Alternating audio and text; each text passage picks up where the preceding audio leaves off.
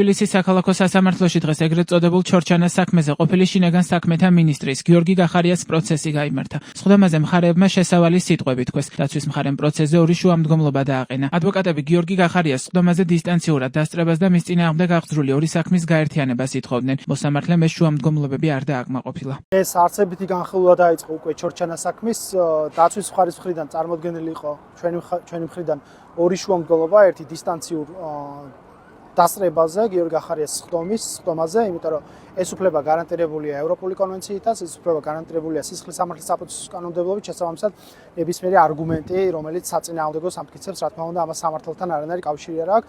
მეორე შუამდგომლობა, რომელიც ასევე არ დაკმაყოფილდა, საერთოდ არარაციონალური ახსნით თითქოს საქმეთა გაერთიანების შუამდგომლობა არ იყო არგუმენტირებული, მაშინ როდესაც ერთი და იგივე ბრალდებულის მიმართ არის ორი სისხლის სამართლის საქმე წარმოებული, ერთი და იგივე ბრალმდებელია პროკურატურა, ერთიანი ცენტრალიზებული სისტემა, ერთსა და იმავე მოსამართლეს აწერია ორივე საქმე და წარმოუდგენელია ორ სხვადასხვა დროს გვიწევდეს სასამართლო პროცესების ჩატარება, როდესაც მოსამართლე ერთია, ბრალდებული ერთია, პროკურატურა ერთია, საერთოდ აუხსნელია ირაციონალურია ამ საქმეების დაყოფა. ბერდიას სიჭინავას თქმით, თუ ჩორჩანაში განხორციელებული ქმედებები ეროვნული ინტერესების დაზიანებად მიიჩნევა, მაშინ პასუხისმგებლობა ეკისრებათ პირებსაც, რომლებიც იმ პერიოდში სახელმწიფო უსაფრთხოების სისტემაში მაღალ თანამდებობებზე მუშაობდნენ და მოგვიანებით გიორგი გახარიას მთავრობის წევრებიც იყვნენ. მისივე განცხადებით ამ პირებს სასამართლოში მოუწევთ განმარტებების გაკეთება. მანამდე სიჭინავა მედიასთან განაცხადა, რომ გახარიას წინააღმდეგ ჩორჩანას საქმეში ვახტანგ გომელაურთან და სხვა მაღალჩინოსნებთან ერთად ყოფილი პრემიერის მამუკა ბახტაძის ჩვენება ჯდევს. თუ ეროვნული ინტერესების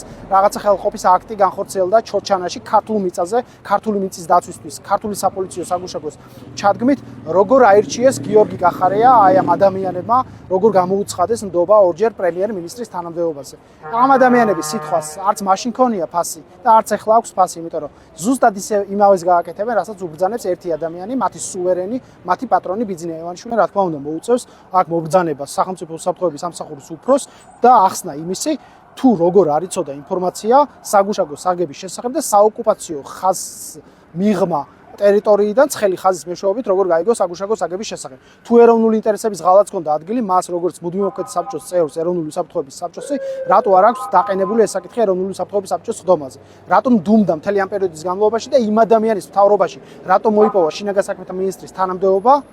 როდესაც გიორგი გახარია პრემიერ-მინისტრის პოზიციაზე ნდობა იქნა მის მიმართ გამოცხადებული. რატო დათანხმდა შინაგან საქმეთა მინისტრის თანამდებობას? თან ერთხელ კი არა, ორჯერ. ჩორჩანას საქმეზე ბრალდების მხარის პოზიციით გახარიამ ერთპიროვნულად ეროვნული საბჭოს უფლებამოსილების იგნორირებით და პრემიერ-მინისტრთან შეუთანხმებლად საოკუპაციო ხაზის გასწვრივ სოფელ ჩორჩანასთან დამატებითი საპოლიციო საგუშაგო აღმართა. ჩორჩანას ეპიზოდის გარდა გიორგი გახარიას წინააღმდეგ სისხლის სამართლებრივი დევნა მეორე საქმეზე 20 ივნისის აქციის დარბევის ეპიზოდზეც მიმდინარეობს. მას ამ საქმეზე ბრალი ორ პირზე მეტის მიმართ ჯანმრთელობის განზრახ დაზიანების და სახელმწიფო პოლიტიკური თანამდებობის მქონე პირის მიერ სამსახურებრივი უფლებამოსილების გადამეტების მუხლებით აქვს წარდგენილი. ქმედება სასჯელის სახე და ზომად 13 წლამდე ვადით თავისუფლების აღკვეთას ითვალისწინებს.